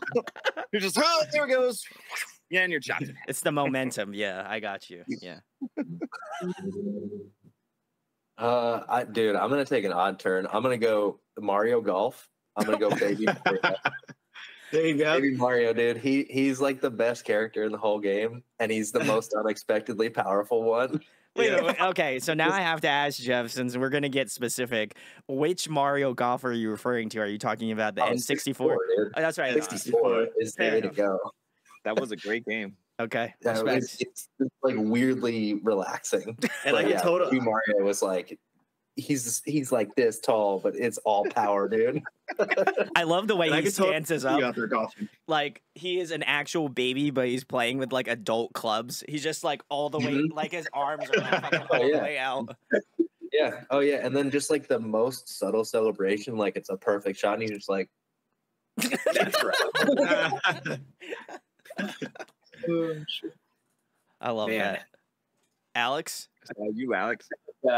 In the same vein of the Nintendo characters, I feel like I'd have to go with Kirby just because I always played as him in Super Smash Bros. Like, is he a giant bubblegum? He just is like a air like bubblegum transforming. I don't know what he is. He's just like got these little shoes and he flies around. I don't know. His down B attack is brutal. Like I'm all about Kirby. You know, I've always played as him. You got Kirby energy, bro. You do have Kirby energy, yeah. where when he asked this question, I almost said Alex would be Kirby. That's so weird. You called it. I love that. That was an on-the-fly call. I love that. We'll have to hop into a game of Smash Brothers at some point. I feel like that's Melee. That's Super Melee, dude. See, yeah, I'm down. I have not touched Melee in forever. I also have not touched Ultimate in probably like a full year. So, you know, I'm gonna have to shake off some cobwebs, some rust, you know, my arthritis, you know, all that stuff. It's all gonna have to come out of the woodworks a little bit. Edwin will wipe the floor with anybody in any game. Yoshi main, dude. Yoshi main. In Ultimate or just all of them? Wow. All of them. Okay. Well, especially Melee. Melee is like the say. main one that I always played. Man, I can't. We'll have to throw down Edwin. But the next question I have for you guys is if you were to compile a dream tour lineup, including Crash Overcast, who would be on it? I'm going to make it more interesting. Each one of you pick one band, and this will be your tour. And it's feasible or like just... I don't know. That's up to you. I'm leaving the ball in your court on that one. Taylor Swift, give me the paycheck. Respect. We'll cause another earthquake, dude. No. Every Chiefs game. I'm gonna pick Belmont. I'd like to play with those guys. Ooh, okay. I'm gonna stick with Capstan. You know, I knew you would. So I found Belmont and Capstan at the same time, and they were like my two favorite bands for like 2016 and 2018. Like that's all I listened to. And I remember showing Alex. I'm like, dude, these bands are amazing. Like that's all I listened to. Everything they released in that time was utterly amazing. And then like obviously more bands started coming out in their kind of genre, but I still cannot name a single one that sounds like Capstan. I've seen people trying to kind of do the Belmont thing. And I see more and more of that, but I couldn't name it. I've never heard a band. I've heard a band that I might say like, oh, it sounds like they might have some Capstan influence. No one sounds like Capstan. So, I would agree. Like those guys are amazing. Alex? I feel like out of newer bands, I have to pick one, right? Shit. Yeah. I probably have to just say 4 Years Strong then, because like I don't know, I just looked up at them for so long. All of us have listened to them in various amounts throughout the years, and I feel like I don't know, just have a ton of respect for what they do and how they play. So, and the crowds go absolutely nuts. I saw them at Warped Tour a couple times, and it was like low key, like the most energetic thing of the day. People were like so positive, but like clambering over each other and finger pointing and moshing, and just like that's like exactly the type of energy we like wish to cultivate at our shows, is what I see from them. So for sure. I love that. Well, I love that Jeff picked this really like underground artist, Taylor Swift. No. That's not my real answer. I'm really glad you're giving her a platform. That's amazing. Taylor Swift is the opener, right? Yeah, she's opening before you guys, right? Yeah. My real answer is Protest Zero. I like, they're my favorite band of all time, like I said, and like I just saw them like 2 weeks ago, and up in Sacramento, and like I like to get to play with them would be sick, but also just like, you see bands go on tour with like their heroes or whatever, and they're like, yeah, I just get to watch this band every night. That would be like the coolest thing, just to like watch them do their thing every night. Yeah. Also, that lineup is great too. Callous Dow Boys and Moontooth.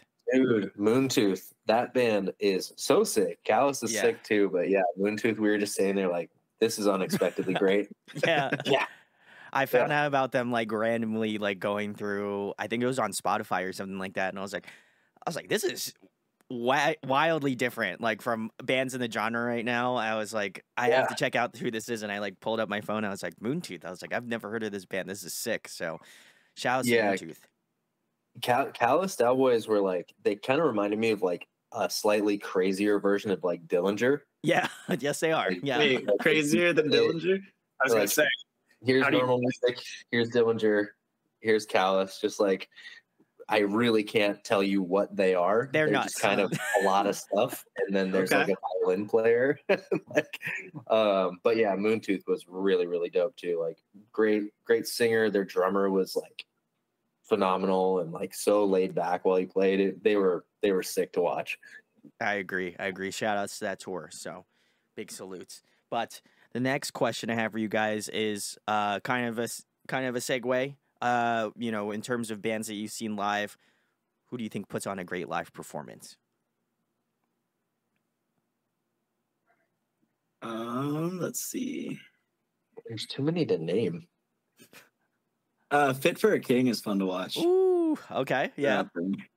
I've never seen them live, but I've always wanted to. I've seen like some videos, and they seem like they're going to town. Yeah, they're fun to watch. I haven't seen A Day to Remember in a long time, but I used to really enjoy their shows too. A Day to Remember, and for different reasons, mostly for the talking and the hilarity that ensues. Blink-182 is always fun to watch live. They're not like, you know, they're not so much very theatrical on stage or jumping around and doing stuff. Like Mark jumps a little bit and he moves, but you know, they're all the in between spots between their things. I was like, man, if I just find them hilarious, and I found them hilarious when I was, you know, 13, and I still think they're hilarious now. Like, it didn't change. It's like, it's still fun to watch. I mean, it's great to see them back together and doing their thing. The OG lineup, yeah, I got you. Yeah. Alex or Jeff? Aaron. We got. I feel like Crash Overcast. That's the best band. yeah, Crash Overcast. They're fun. I wouldn't know. I haven't seen them yet, you know, but fingers crossed. We gotta get you out to a show. On the other side of the U.S. map, I am on Pennsylvania, so it might be a little bit more difficult. What is that? You know, you can drive that. It'll be fine. Yeah, I could drive it. I could drive it. Yeah. There's this band that's touring right now, Calling All Captains. Oh yeah, I saw them. They're a Canadian band, and they're like, I guess kind of similar to us, like pop punk, and then they like push their sound into like the post-hardcore, like metalcore type of realm. And yeah, those guys, I saw them in LA, and they were just so awesome. They like worked the crowd super well, and just their energy was super sick. And they sounded just like the record, but better. You know, is like I'm getting like a sonic experience that's better than what, you know. The records sound great. So yeah, shout out to Calling All Captains, because that was a heck of a show, and can't wait to see them again whenever they come through California. Nice. Jeff? I've got a few answers. I'll keep them short. Okay. I think Board of Osiris is awesome live. Those guys have been doing it so long, and like I honestly think I may have seen them more than any other band, just because they seem to never stop touring. Yes. Yeah. Ever. So like they've been doing it so long, they know how to get a crowd going, like really good bounce. I think Between the Buried and Me is sick, just to watch like how incredible musicianship can be. Meshuggah for the same exact reason, where you just kind of stand there, especially like if you play music and you're like, how are you doing? You take the notebook out. This? You're like, okay, yeah. Yeah, I think Periphery is also a really good live band for like how much different stuff they hit, and like Spencer as a vocalist is like, they pull it off live, you know. They do, yeah. I saw them on, I think their tour with Dance Gavin Dance that they did on the last time that they came around, and man, some of the stuff off the new album, they played a little bit of it, and I was just like, how do they like how do you musician? That's basically what I said. Yeah. Yeah. We went a few years ago to Summer Slaughter when it was Ooh, like yeah. Maya, Born of Osiris, and Between the Buried and Me, and I was like excited that these guys hadn't seen Between the Buried and Me before, because they're just a really cool, like, different band. Yeah. And Alex already knows where I'm going with this. Like, we were standing there and like the lights went down. I was like, "Oh, I'm really stoked you're about to see them for the first time." And he's like, "I've never heard a note of their music." I was like, "Oh, You're in for a treat. better."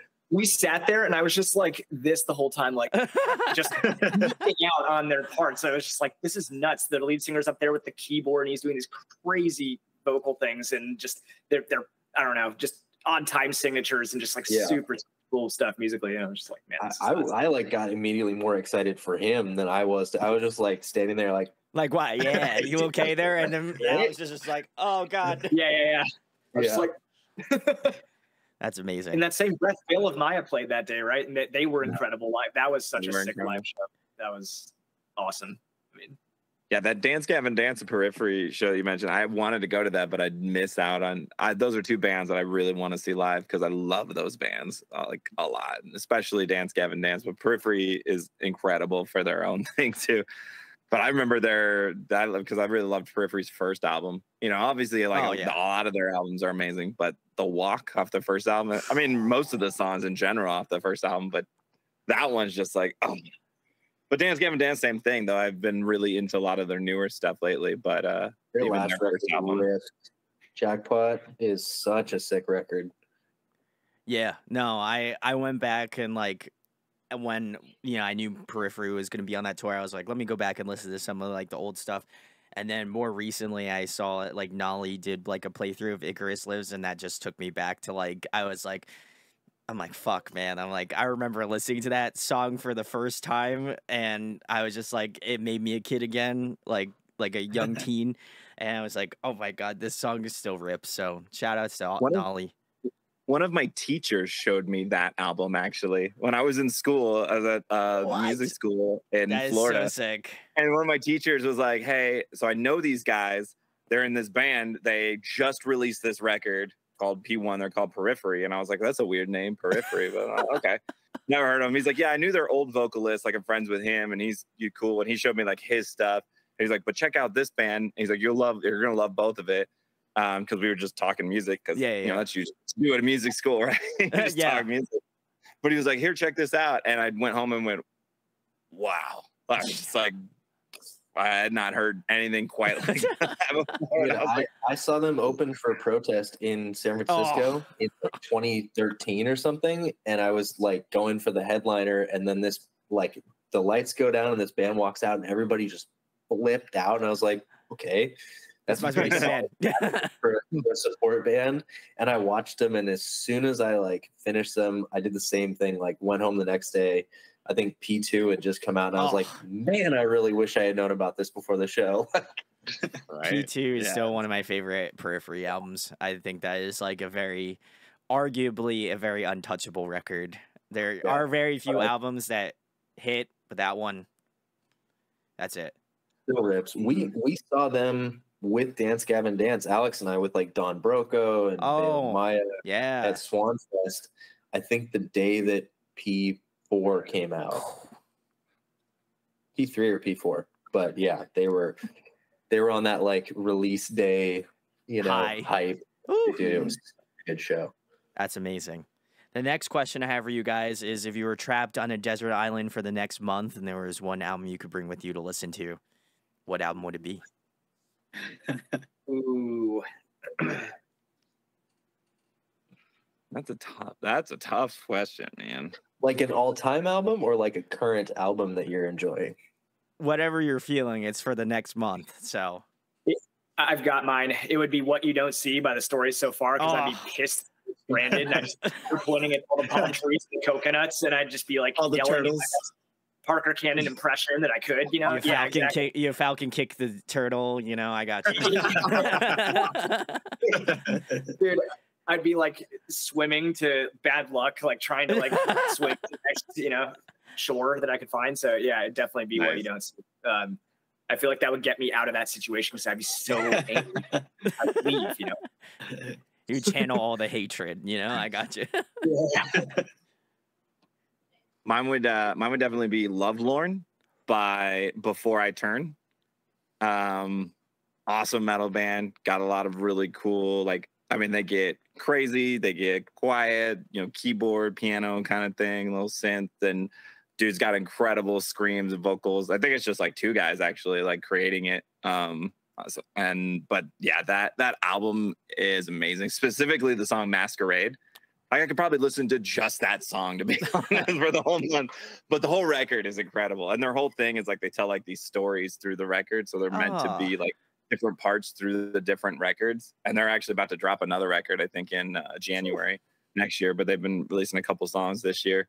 But yeah, definitely that one because it's so heavy. When I listen to it from a production standpoint too, because I feel like it's something every time I listen to different parts because I'm like, oh, I love how the guitars sound in that. I'm like, you know, what is he doing or how does that go? And then there's some cool riffs, you know, typical kind of heavy stuff, but just the way the riffs like go in. And then it was like one of the first times I'd heard, you know, different patterns over fairly like basic double kicks. Sure. So it's just a fast double kick, but the guitar's doing something completely different. And I was like, oh, that's a cool way to write something like that. So there's just a lot to really like hone in on. So once you get tired of it, then you can just kind of start, you know, if you get tired of it in a month, I guess it's only a month. So. Yeah, it's only a month. That's And not all that time. bad.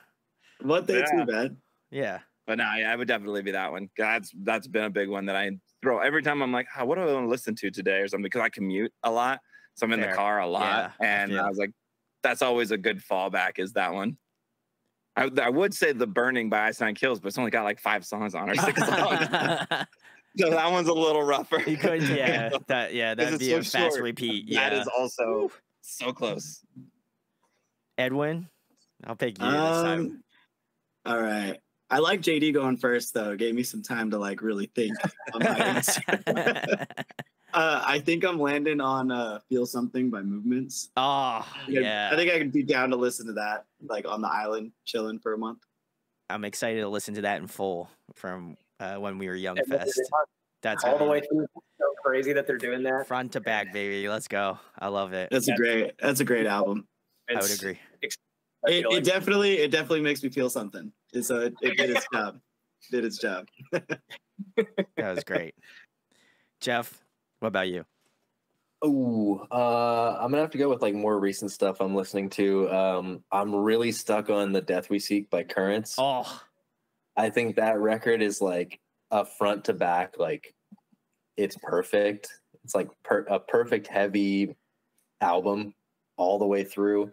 And then if I were to like happen to stumble and uncover a second album in the sand, I respect this move. Okay. All the other ones landed in the ocean. All right. That one just happened to get covered up.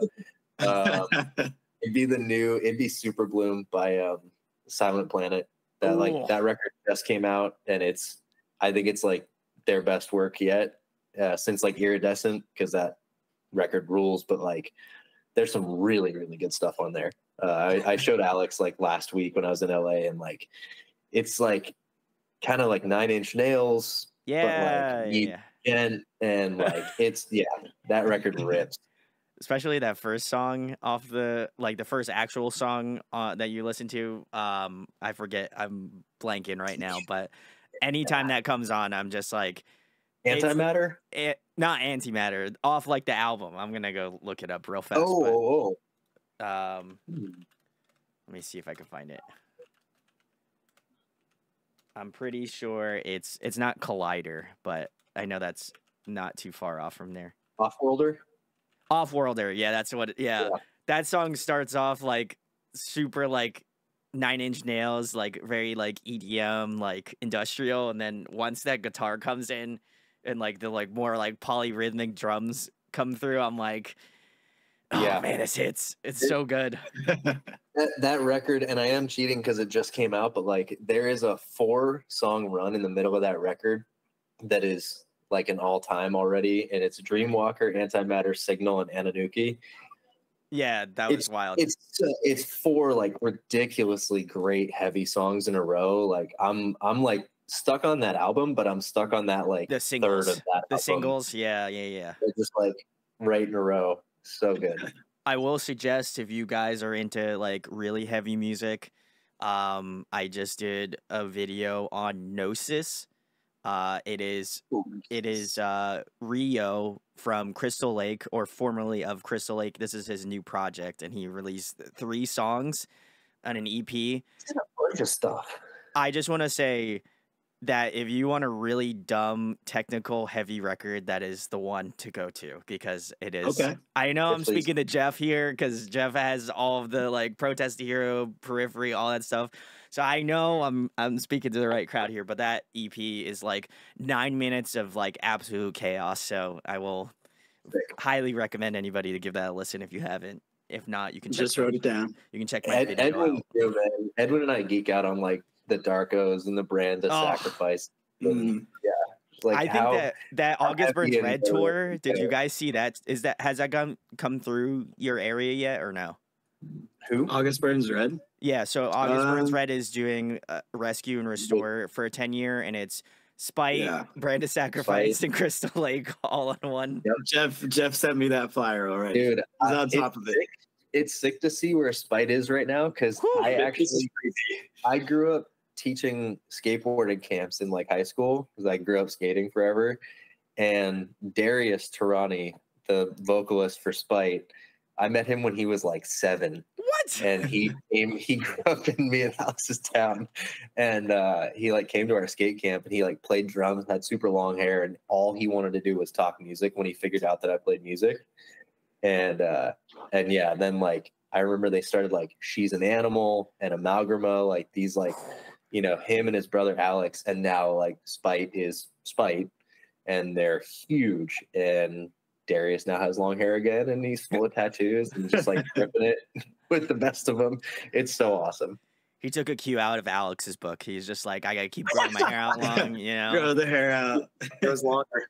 I remember Jeff showed me a music video. He's like, hey, like, check out this band. Like, Spite was definitely on the up and up. I was like, man, these guys are like touring nationally. They're all over the place.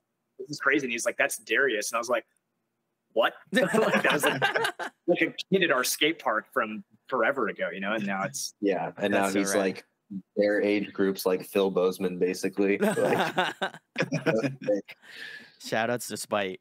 Would love to have you on the show. Come on the show. Would love to have you. But the last question I have for you guys is arguably my favorite out of the questions that I ask. And if you have not checked out Crash Overcast, you can check the links in the description, and the guys can tell you where to find you in just a moment. But wanted to know why you guys are passionate about making music. I feel like, you know, there is a sense of camaraderie amongst like people that interview bands or people that are part of like the business side of things. But as well as that, I feel like other collective musicians are, you know, you get this sense of camaraderie. So I wanted to know why you guys are so passionate about doing it, and why you continue to release music. I mean, you guys have been doing it as long as I've been doing YouTube for, so I feel like there's got to be a reason. So would love to know why you guys continue to crack at it, you know, and do it. Dude, I'm just in it for the money. Like, I got made like $132 this year. You know, I love giving away my money. on track. Yeah. I don't like having money, so I thought I'd be a musician so I can spend it all. So you can say you throw it all away, yeah. I mean, I love seeing a bunch of zeros in my bank account. As the bass player of the band, I've made like $132 this year. I think I've spent a couple $1,000. But I'm not focusing on the expenses. So it's a break even. It's a break even. Yeah. If you make anything, then you've made it. It doesn't matter. We're professionals now. $100 in means I'm $100 richer. Let's go. Crash Overcast is a professional band. Just remember that, guys. We are professionals. Yeah. Professionals. I mean, anybody who's seen us live would say this, but I'm in it for the live shows. I have like such a passion for playing live. I know all the guys love to play live. You know, we used to play live all the time, you know, and, you know, as we got more selective and really try to play those gigs where you could get people to them rather than just playing for the sake of playing. Yeah. You know, it's kind of narrowed down, but I just absolutely love playing live. Like I love seeing how I can step up the energy. And it's funny to like look back at videos because I'm always like, oh, I could have done this or I could have done that. I was like, this would be a good chance to do something like this, or, you know, just always like kind of reevaluating anything I've ever done. And it's like this, you know, I don't want to say it's a goal because it's not really something I think of in that way, but like almost to put on like the perfect show.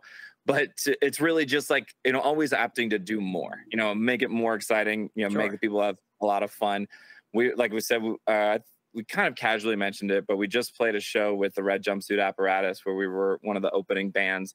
And that was a packed out crowd to the Whiskey. I mean, that was wall to wall, just packed and huge, great reception. People loved it. But even beyond that, it was once we stopped playing, anytime I walked anywhere in that venue, people were like, oh, I want to talk to you, want to take a picture with you, want to like, can you sign this? Can you do this? It was like, and that's kind of wild to see as a local band, but it's nice to see that not only the music that we make is sounding good, but also seeing us live and that stage presence is translating to so many people.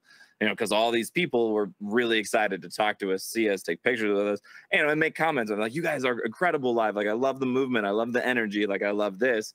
And even after that show, even though like I feel like I put everything I had, you know, on the table, I watched like the videos back and I always feel like I could have done more. But that's what makes the next show, you know, I'm ready for the next show. I'm ready to try something different. You know, I've knocked things over. I've, you know, broke things. I've done everything you could think of. It's like, you know, made those mistakes. It's like, okay, well, how can I improve on it? Hopefully I don't knock some stuff over again or run into this or whatnot. Fingers crossed. But, you know, as much as I love, you know, writing and recording and, you know, and those are things, the production side of it, honestly, like if there was a way that those all just existed and we just toured all the time, I would be the happiest person in the world. You know, granted, we want it to be songs that we absolutely love, and those don't just exist. It doesn't work. It's not, you know, it's part of the process that we have to still do the rest of it. That's terrible. but those are also still great, you know, experiences and learning and creating and doing all that. But for me, 100%, it's the live show. Just get out there, play live. It's like a drug. I was equating it to a drug because I played that and it was like such a high that night, and then woke up not necessarily with a hangover, but just kind of like, oh, it's over. My dopamine was out of whack. It's like, yeah. I want to do it again. Can we do it tonight? Can we just call them and have them come back? Just see JD calling all of the bands, and it's just like, so I'm not doing anything tonight. Like, can we just play somewhere, you know? Red jumpsuit, what do you guys got going on tonight? Yeah. I'll just stand with the bass to the side and go wild, and you don't even have to plug me in. Just see JD like spinning around, just like, and they're like, "What is he doing?" You know, that's crazy. Going all fit for a king on the rafters, you know. Yeah. You're like Tuck from shout out to Tuck, my homie, big dude. Love Tuck, but yeah. Oh my god. I guess we'll go with Alex. What's your thoughts on this? Man, yeah, I have to like definitely piggyback off of what JD said. Like playing live is something that's it's such a unique thing just to do in life, like to be able to take these ideas that we've written down and be able to communicate them on a record and also in a live setting. Like, honestly, like with our energy as a band that people have kind of come to know, I guess, is like a trademark of when we play. I feel like for me personally, I learned that from JD. Like, I did not know how to move on stage. I didn't know like how to like be comfortable in that way. And now I feel like that's kind of like transcended to all four of us, and like wherever we are on the stage, like we all feel like we want to be as like in your face and as involved with the crowd as possible and like getting people hyped up.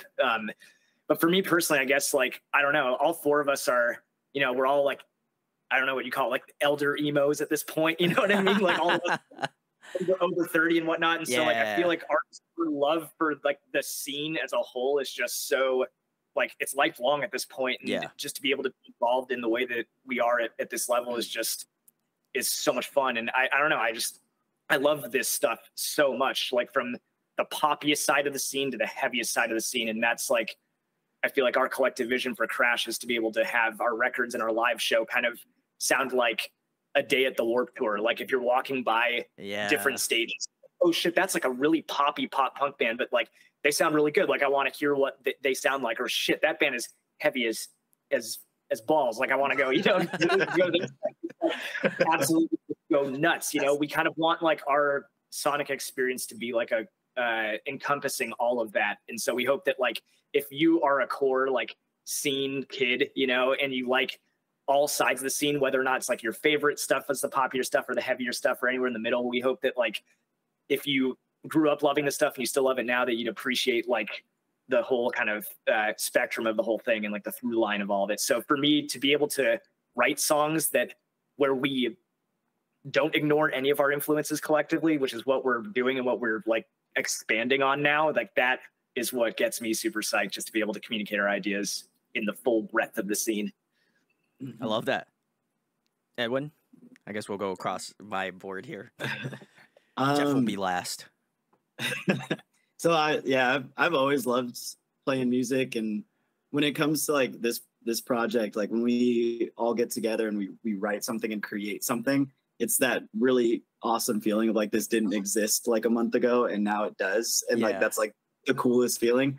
But definitely playing the live shows, that's like where all the fun is, and we get to share that with everybody else. We get to meet like a ton of people that grew up listening to the same stuff we do, because it's like, I know you're out there, you know, now we have a place where we can all come together and like complain about our back pain and stuff together.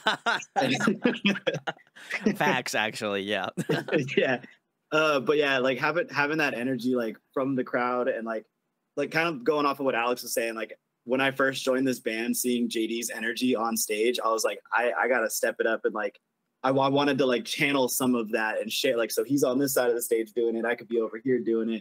And I also feel very privileged like playing with these guys like Alex and JD going nuts on stage. If there's like an intricate guitar part, I can comfortably like know I can sit there and kind of focus on my part, make sure it sounds clean, because I know they're holding it down on this side of the stage, you know. And we just have so much fun doing it. And even rehearsals, like we kind of treat like our rehearsal spaces like we're playing a live show, and it's so much fun. And like you get to kind of forget everything, like work, problems, all that kind of stuff for a little bit of time, and it's a nice escape from the world, you know. Pretty awesome. Reality, yeah, I got the you. reality, yeah. It's like we get to create our own reality for a couple hours, you know. Yeah, that's great. Jeff, we're closing out with you. You better give me a good one. I'm just kidding. That's a terrible decision. Yeah, I mean, I don't want to sound like a broken record, but I'm with these guys. Like, live shows are the best, you know. Like, for me, like playing drums has always been like a really good release. Like, it puts me in a good spot mentally, but you know, there's nothing that can like compare rehearsal versus like playing a live show. Like, you know, for me, it's just like, it's a tremendous amount of stress leading up to it, but also like, I know that it's going to be the most fun thing that I do, you know, whenever we do it. And like, you know, I may not have a microphone, but like I'm screaming back there at everybody else. Just like I hear you.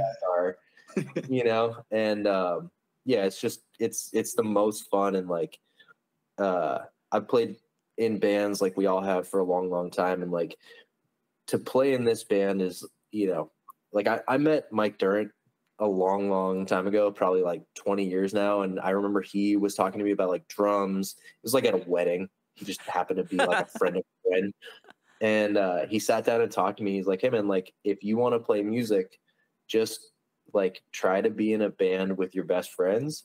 And like that has always stuck with me. And yeah, I mean, after playing in like a lot of different projects throughout, you know, metal bands and blues bands and all this stuff, like not only is this exactly like the music that I want to play, but I'm playing with like the 3 other dudes that I would want to do this with. And like it shows in the whole thing. Like we don't really have like a lot of rules or whatever, but like we've always been like very much in agreement that it's not like I'm never criticizing you on what we're doing. I'm pushing you because I know you can do better. And I think that it translates undeniably into what we do, you know, on a record and in a live show. So just, I think we would be doing this whether or not, you know, like we're not going to stop writing songs just because like maybe we don't have enough listeners or whatever. So yeah, just the creative process and playing live shows with my friends, like the best part.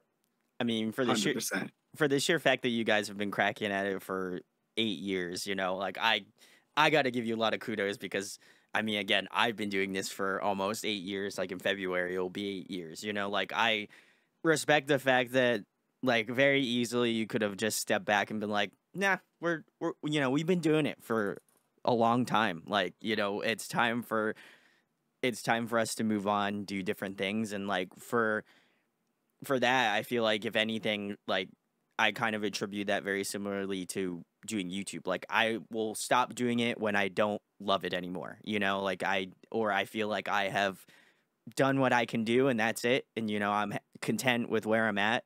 And I feel like you guys will just continue on and keep doing it just because I can tell that you genuinely enjoy it. And even again, listening through to the catalogs of songs that you guys have put out, like I can just tell inherently that like A, you're the type of band that I would love to see live, and B, like I feel like you can tell there's a lot of heart in the songs that needs to be displayed in more of a live setting versus like studio. Like I feel like you're the type of band that I need to see live in order to be like, I get it now. It makes sense. You know what I mean? Like, and that's not to discount any bands that are like studio bands or bands that just are like primarily live bands. I think there is just this inherent like fact that some bands just like write music because they know that it's going to perform well live, and you are going to get that type of like that parasocial like interaction of seeing people on stage perform these songs, and you're like, I've listened to this song like 20 times, and like now I get to see it and get to be receptive of that. And that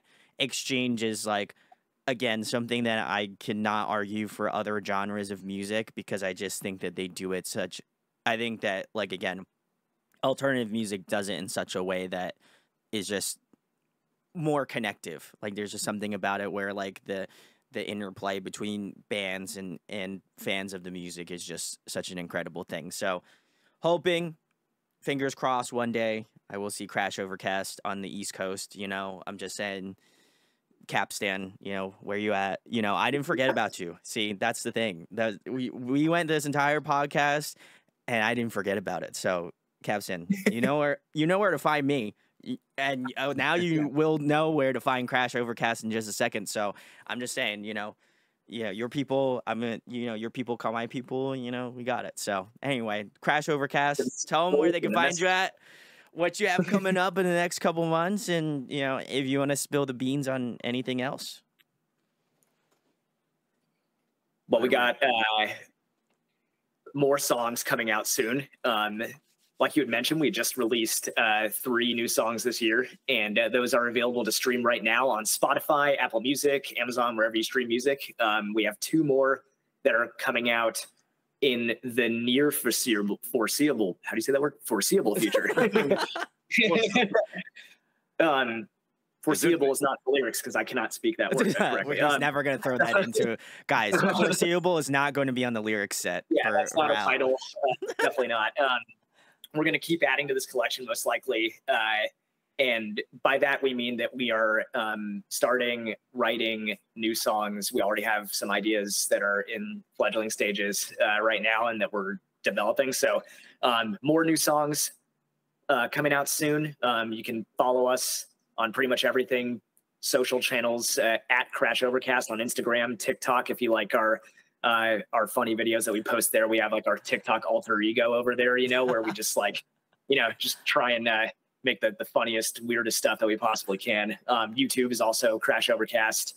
But yeah, Spotify is the best place to find music, Apple Music, and more music videos, more shorter form videos, and more music coming soon. And also some in-studio stuff that we can't wait to share. That's going to be rad. We're excited to put that out. Oh, shit. Let's go. I love that. Well, I want to give a shout out to Edwin for getting this hooked up. I didn't want to throw him under the bus, but this has been in the making for quite a bit now at this point. But we finally did it. He had to have something. I think Edwin's voice is cut. I can't. It was. Yeah, we finally did it. We finally did it. But please go check out Crash Overcast. I will leave all of the links in the description. Go find out about them. Go follow them on TikTok. I haven't done that yet, but I did follow them on Spotify and subscribe to them on YouTube. So you should go do that. And then whatever the next song that they released, well, you can expect some sort of, reaction video for said song that is going to be released, just saying. whenever they want to send it to me soon. So Got you. definitely got that going on. And yeah, if you like this interview, share, like, and subscribe. It goes a long way. We're well on our way to 4K subs. So, listen, if you can get me there before the year's over with, that would be amazing. Make it happen. So that'd be great. But huge thanks to Crash Overcast for coming on. And I don't know what JD was doing, but we're gonna Tell me, You never know either. Don't worry about it. Nobody knows what I'm doing. That was the best way to end this. That's why we turned him down.